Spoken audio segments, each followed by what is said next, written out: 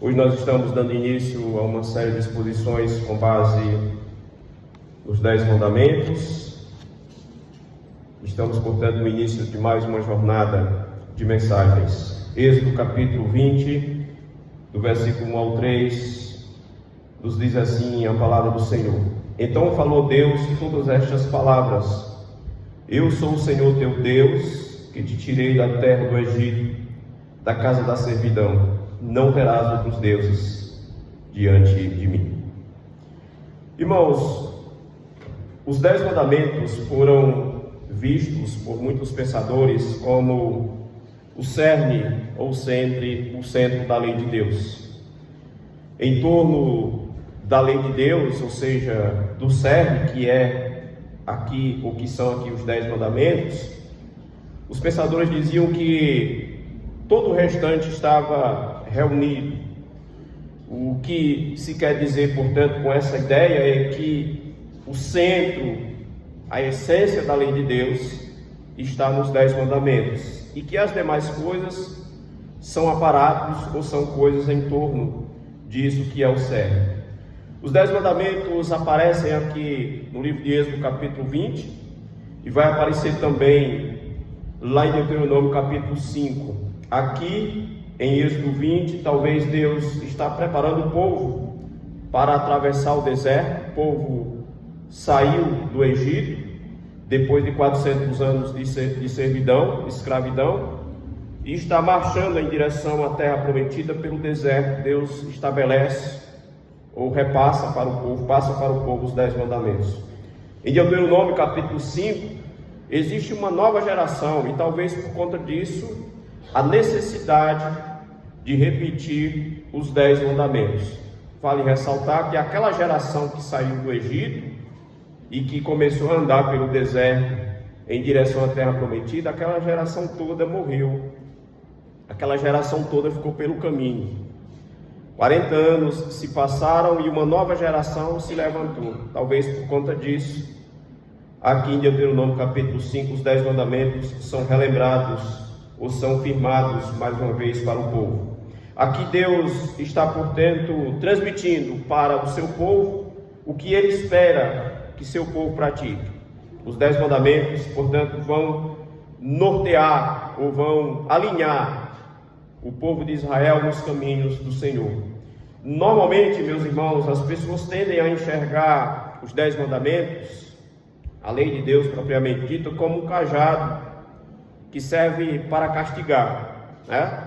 Quando se fala de lei, normalmente é isso que vem ao pensamento das pessoas. E os 10 mandamentos talvez provoquem nos pensamentos de alguns, ou no pensamento de alguns, a ideia de que aqui nos 10 mandamentos nós temos um cajado que o Senhor vai utilizar para fustigar aqueles que não lhe obedecerem. No entanto, nós precisamos ver os 10 mandamentos e a lei de Deus propriamente dita como uma bengala que serve para nos conduzir pelo caminho, ou como muito mais do que isso.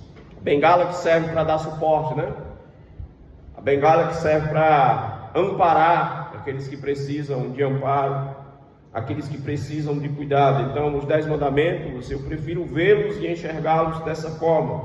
Portanto, os 10 mandamentos devem ser vistos como expressões de graça que vêm da parte de Deus, não como expressões de rigidez da parte de Deus, ou como um cajado que Deus utiliza para fustigar ou castigar os seus filhos, mas como expressão da própria graça de Deus.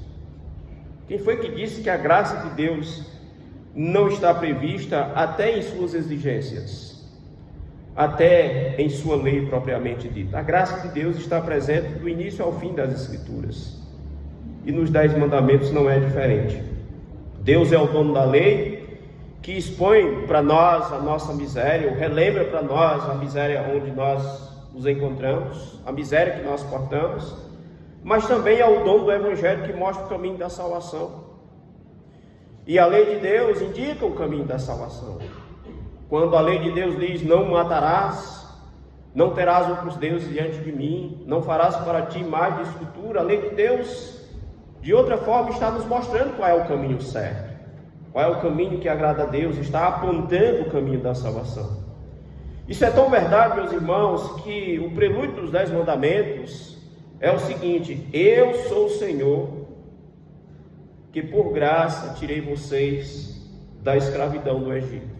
Esse é o prelúdio dos 10 mandamentos. Nós lemos isso no versículo 1 de Êxodo, capítulo 20. O Senhor está relembrando ao povo o grande feito que foi realizado em favor deles, sem que eles merecessem. E o Senhor está dizendo: eu que tirei vocês da terra da escravidão. E mediante a isso, o Senhor então passa para o povo os 10 mandamentos. Isso é graça, porque aponta para a libertação do cativeiro. Eu já falei aqui em diversas ocasiões que a libertação do cativeiro egípcio, é um acontecimento que aponta para a libertação da nossa alma, que aponta para a salvação eterna, a qual Deus nos deu através do seu Filho Jesus. Mas por que que esse é o primeiro mandamento? Por que que essas palavras, não terás outros deuses diante de mim, elas constituem ou configuram o primeiro mandamento? Por que que o primeiro mandamento não é, por exemplo, não furtarás, não matarás, não dirás falso testemunho? Esse é o primeiro mandamento, talvez para mostrar que Deus é o centro de tudo, e que não é o centro de tudo as nossas coisas, aquilo que nos pertence. Quando o Senhor diz, não terás outros deuses diante de mim, Ele está dizendo, eu sou o centro. E Ele está começando o seu transmitir da lei para o povo, dizendo quem Ele é e que lugar Ele deve ocupar na vida das pessoas. Dito isso, eu convido os irmãos a meditarem comigo sobre os ensinos do primeiro mandamento. Quais são os ensinos que nós extraímos do primeiro mandamento? São muitos, mas eu selecionei apenas 3, e nesses 3 nós iremos refletir e, consequentemente, tirar as aplicações para a nossa vida. Em primeiro lugar, o primeiro mandamento, aqui no primeiro mandamento, Deus expõe nossa capacidade de criar ídolos, ou de criar deuses, de inventar divindades. Temos visto isso, inclusive, na quinta-feira, como nós temos a capacidade e o potencial de criar deuses, ou de erigir ídolos em nossos corações. Calvino, o reformador mais brilhante daquele período da reforma protestante, ele usa 2 expressões latinas que nos chamam bastante atenção para descrever o que é o homem, o que é a figura humana. E a figura humana, para Calvino, ela pode ser melhor compreendida quando nós estudamos um pouco, ou quando nós abordamos um pouco a ideia de semi-religiones, uma expressão latina que indica a ideia de que o homem dentro de si carrega a semente da religião. Semi-religiones, portanto, é a ideia de que o homem nasce com o senso da religião dentro de si.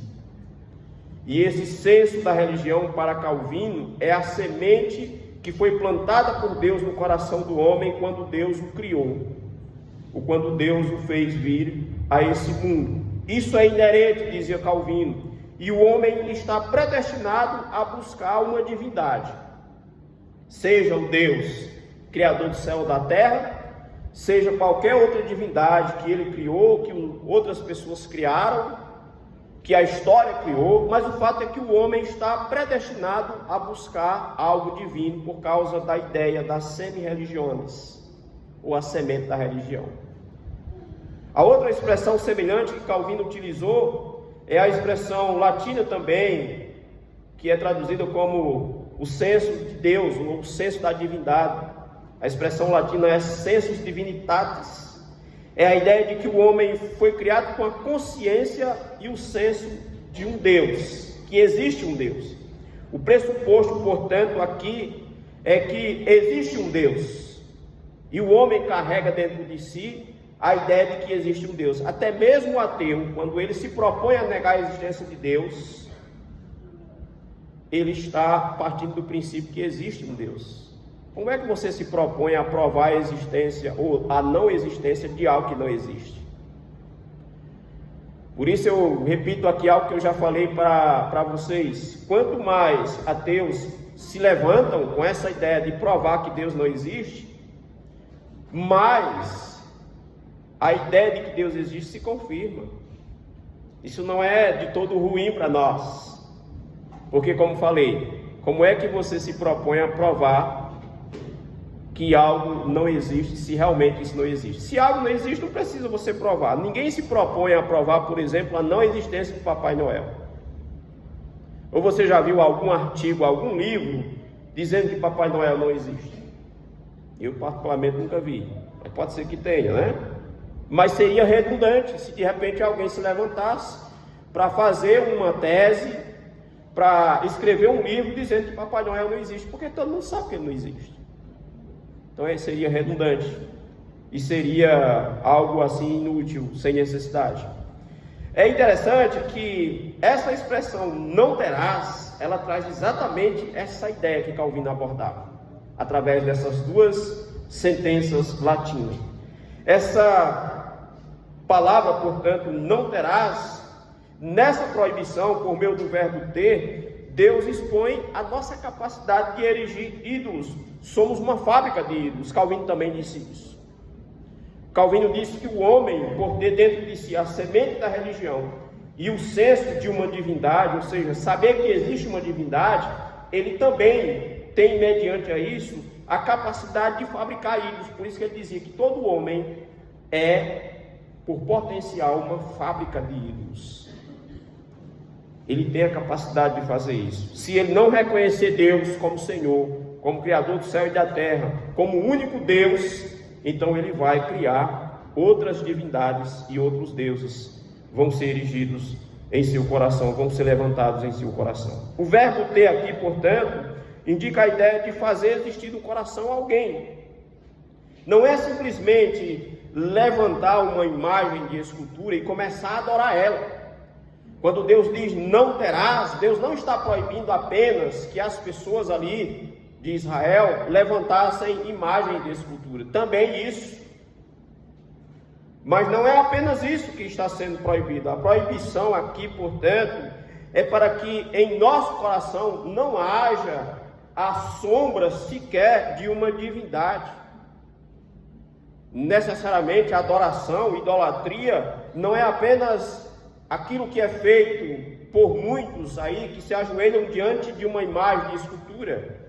Idolatria não é apenas isso. Idolatria é quando reconhecemos dentro do nosso coração uma divindade que não é o Deus Criador do céu e da terra propriamente dito. Ou é quando a gente, como dizia Spurgeon, coloca qualquer outra coisa em primeiro lugar que não seja Deus. Isso já é idolatria. Portanto, o que está sendo proibido aqui nas palavras não terás é exatamente isso. É que Deus não permite que haja sequer uma sombra, um desejo, um reconhecimento de que existe outro Deus, além do Deus Criador do céu e da terra. Cada coração, portanto, a partir desses pressupostos colocados por Calvino e também dessa expressão do próprio texto, não terás, cada coração é um templo, e em cada templo que existe, somente Deus deve habitar, somente Deus deve reinar, somente Deus deve ser reconhecido como Senhor. Cada coração deve confirmar, portanto, a existência de um único Senhor.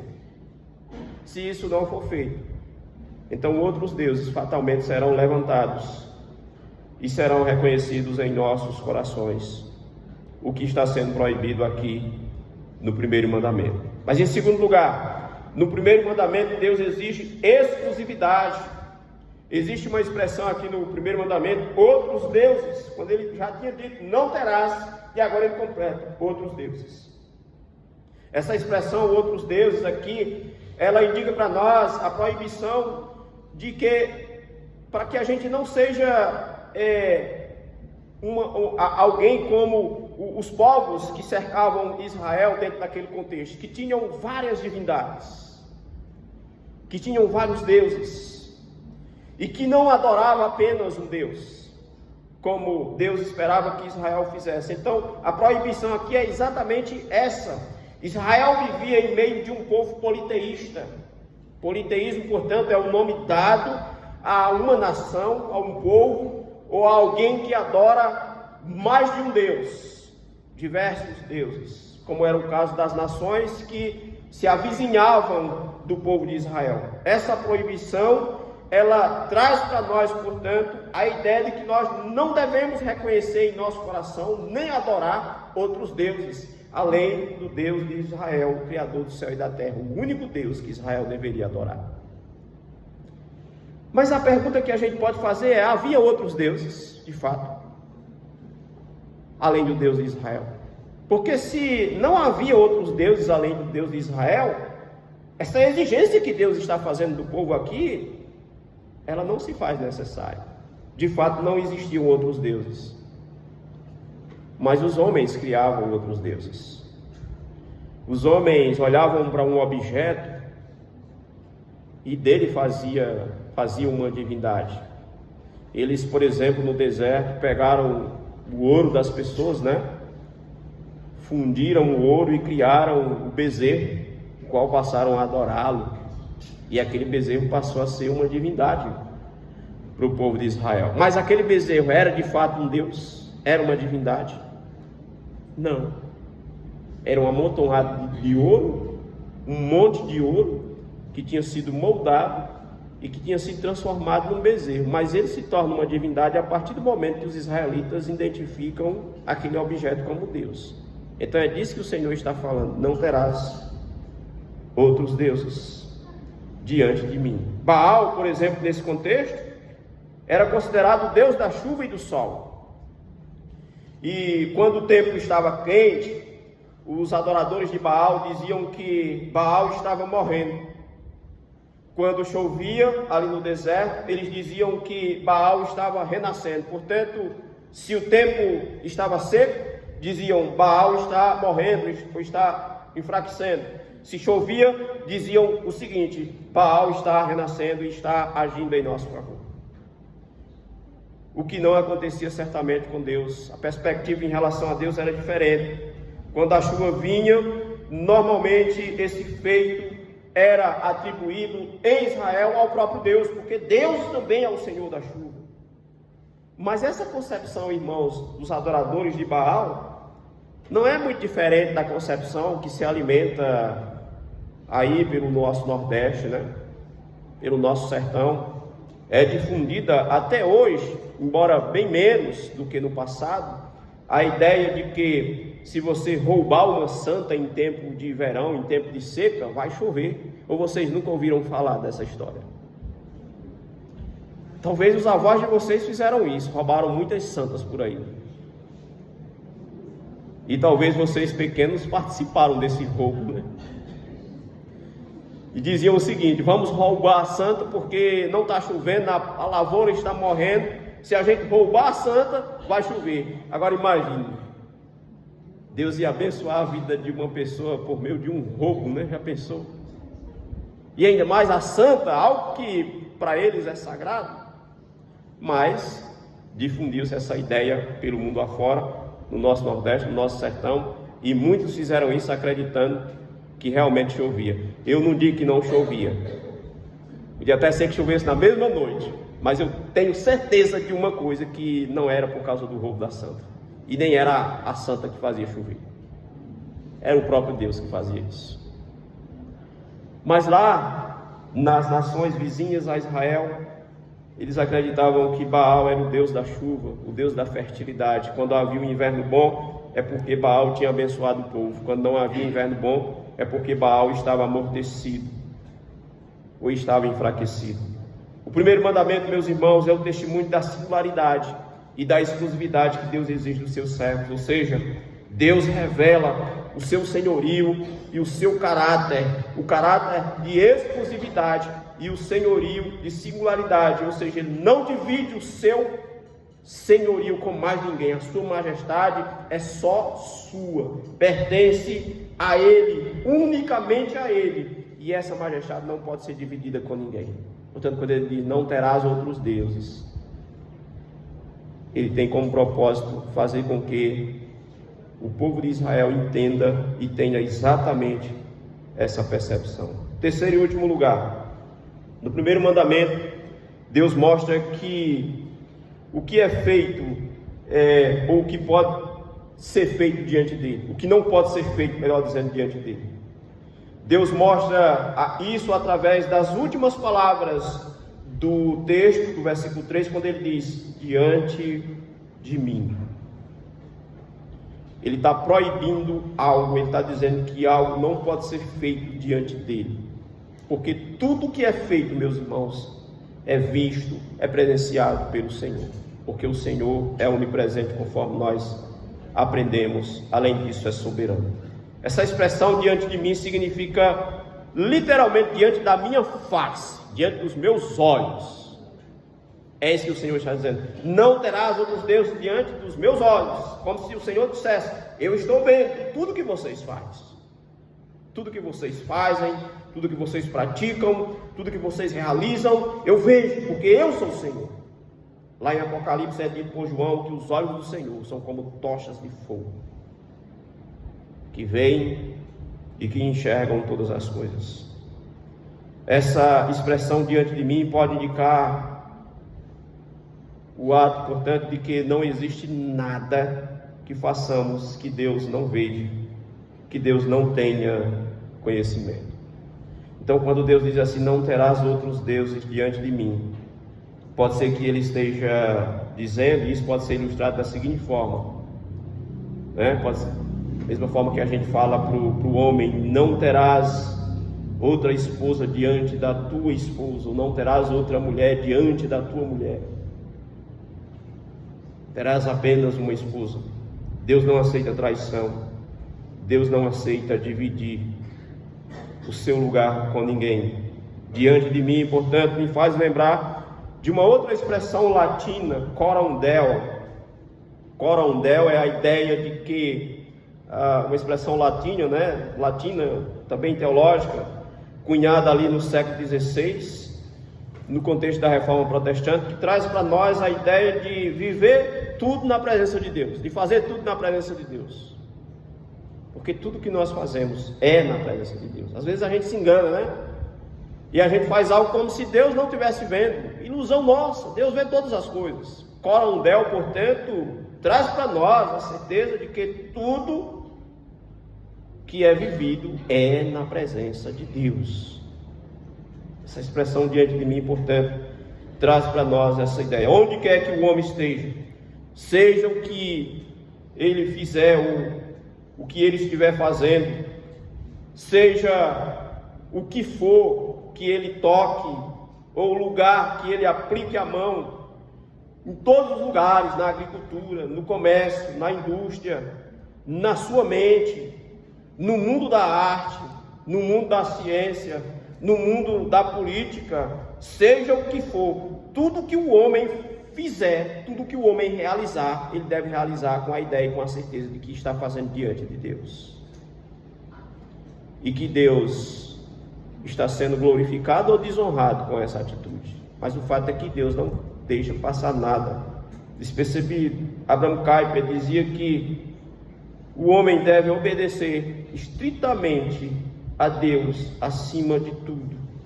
Esse é o seu dever, seja ele um político, seja ele um agricultor, seja ele um patrão, seja ele um servo. Tudo que ele fizer, ele deve fazer diante de Deus, porque de fato é isso que acontece. Havia uma concepção, meus irmãos, onde as pessoas achavam que idolatria era apenas se ajoelhar diante de uma imagem de escultura, No nosso contexto talvez não seja tão diferente. Mas o que é de fato a idolatria?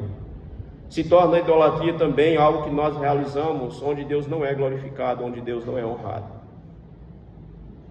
Se você for um político, um patrão, um servo, um agricultor, um empresário, se o que você fizer não honra a Deus, não glorifica a Deus, isso pode ser configurado como idolatria, ou como um ato de culto que está sendo dirigido a outra divindade que não é o próprio Deus.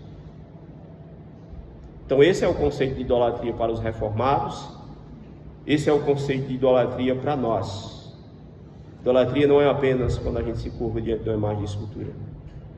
Eu sempre falo que um ídolo levantado em nosso coração é muito mais ofensivo e muito mais danoso para nós do que uma imagem de escultura na parede. Um ídolo no coração faz um estrago muito maior do que uma imagem de escultura na parede. Não tenha dúvida disso. Eu queria finalizar fazendo 3 básicas aplicações. A primeira delas, a partir de uma indagação. O seu coração é um templo de adoração a Deus, o qual a única divindade adorada é o Senhor. Em outras palavras, o Deus de Israel, o Criador do céu e da terra, é o único que tem sido adorado por meio do seu coração, que é um templo de adoração. Será que existem outros deuses em nosso coração? Como disse Calvino, carregamos em nosso coração a semente da religião. Carregamos em nosso coração a ideia de que existe um Deus. Carregamos também em nossa existência o potencial para criarmos ídolos, sermos fábricas de ídolos, conforme dizia Calvino. Se Deus não for entronizado em nosso coração, algo ou alguém será. De uma coisa você pode ter certeza: seu coração não ficará vazio. Ele não ficará sem senhorio. Ele estará sendo ocupado, ou ele estará entronizado, ou pelo Deus de Israel, Criador do céu e da terra, ou por qualquer outra coisa. Mas o fato é que vazio ele não ficará. Não existe neutralidade a partir desse ponto de vista. As pessoas costumam, por exemplo, deixar a igreja dizendo que a religião mata, né? Não, eu vou deixar a igreja porque a religião mata. E eu respondo esse questionamento dizendo o seguinte: lá fora você continuará sendo uma pessoa religiosa, não tenha dúvida disso. O ateu também é religioso. Aquele que não tem igreja nenhuma é um religioso. E o religioso não é apenas aquele que todos os dias está praticando algo, mas é também aquele que não pratica nada. Esse é um religioso também. Criou a sua própria religião. Então lá fora, essa pessoa também continuará sendo religiosa. Será fiel aos seus próprios conceitos, às suas próprias ideias. Os desigrejados dizem por aí que não vêm à igreja porque Deus não habita em templos feitos por homens e que Deus não se agrada disso que nós realizamos aqui. E que, portanto, vai viver em sua casa.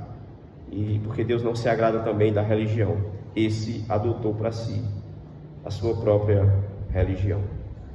Então, a qual Deus nós temos adorado? O Deus de Israel é o único Deus que está entronizado em nosso coração. A outra aplicação que eu quero fazer é: Deus tem sido exclusivo em nossa vida? Será que não temos colocado outras divindades?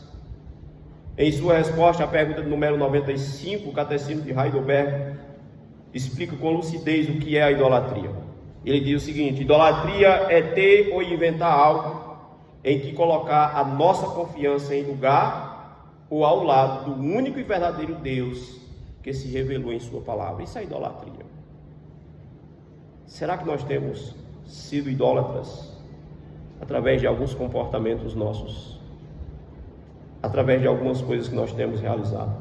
Onde está a sua confiança? Talvez a resposta a essa pergunta traga para nós a ideia de onde estamos, ou o que estamos fazendo em relação a isso. Onde está a sua confiança? No nosso dia a dia, em quem nós temos depositado a nossa confiança? Quem vem em primeiro lugar? As palavras de Jesus ditas em Mateus 6 fazem sentido na nossa vida quando ele diz: buscar em primeiro lugar o reino de Deus e a sua justiça, e as demais coisas serão acrescentadas. Isso tem sido feito por nós. Temos colocado Deus em primeiro lugar.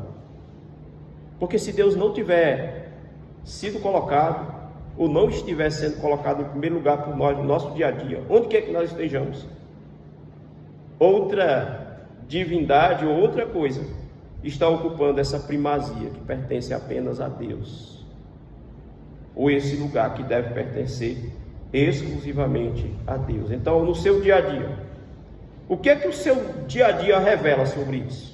Porque o seu dia a dia vai denunciar a qual Deus você está servindo.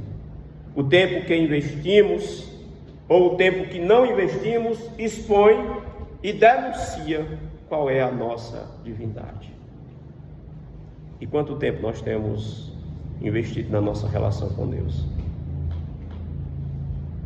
A terceira e última aplicação que eu quero fazer é: cumprimos o primeiro mandamento quando reconhecemos Cristo como o centro de nossa adoração. Em Cristo, meus irmãos, o primeiro e todos os outros mandamentos alcançou o seu cumprimento ideal. Por mais que a gente se esforce, a gente não vai conseguir cumprir tudo que é exigido nos 10 mandamentos. Nem no primeiro, e nem no último, nenhum deles. Mas Cristo, Deus seja louvado por seu Filho Jesus, porque Ele cumpriu não só os 10 mandamentos, mas todas as exigências da lei, todos os preceitos da lei. E Ele cumpriu também muitas das exigências em nosso lugar. Como é bom saber disso, que o nosso irmão fez isso por nós. Cristo fez por nós aquilo que nós não tínhamos capacidade. Ele é diferente de tudo, e é por isso que Ele deve ser o centro da nossa vida. E Cristo é tão real, meus irmãos, Ele é tão real, e Ele é tão especial para a história, para Deus, sendo o próprio Deus, se tornou comum de nós. Nós vamos ter dificuldade de cumprir o primeiro mandamento, vamos ter dificuldade de cumprir o segundo, e vamos ter dificuldade de cumprir todos os demais, mas Cristo, mesmo tendo dificuldade, Ele cumpriu todas as exigências da lei. Mas Deus é tão bom que viu que nós não teríamos essa capacidade total de cumprir a sua lei, e enviou alguém que pudesse cumprir toda a sua lei. Enviou alguém que, sendo Deus, se tornou homem, e na condição de homem cumpriu essas exigências. Jesus cumpriu o primeiro e todos os mandamentos, não na condição de Deus, mas na condição de homem, como nós somos. Homem real, 100% homem, conforme disse o Concílio de Calcedônia. Cristo cumpriu o mandamento que Adão quebrou lá no Éden, com todo o conforto. Cristo cumpriu no deserto. A ordem que Deus deu a Adão, e que poderia ser cumprida com facilidade, porque ele estava no conforto do jardim, ela foi descumprida, ela foi desobedecida. Cristo cumpriu no deserto. Quando Satanás se apresentou para ele, tentando induzi-lo a adorá-lo, negando a sua adoração e o seu serviço ao seu Pai, a Deus, Jesus Cristo repreende, refuta, questiona e afugenta Satanás com as Escrituras. Satanás dizia: algo está escrito, e Jesus dizia: mas também está escrito. E com isso aquele debate é vencido, e Satanás deixa Jesus em paz. Ou seja, aquela tentação que foi dirigida a Adão no Éden, foi dirigida também a Cristo no deserto, e Cristo foi fiel. Ele, portanto, é o nosso representante. Estamos falando dele aqui para dizermos o seguinte: quando você tiver dificuldade de cumprir o primeiro mandamento, lembre do seu referencial, que é Cristo. Não olhe para Adão, porque se você olhar para Adão, você também vai falhar como ele. Quando você tiver diante dos seus olhos, diante dos seus ouvidos, as palavras: não terás outros deuses diante de mim, não olhe para o primeiro Adão, porque ele falhou. Olhe para o segundo Adão, Cristo, o nosso referencial em todas as coisas. Ele cumpriu a lei do Senhor, e por isso também é o nosso referencial. Que o Senhor nos abençoe em Cristo Jesus. Fiquemos em pé nesse momento.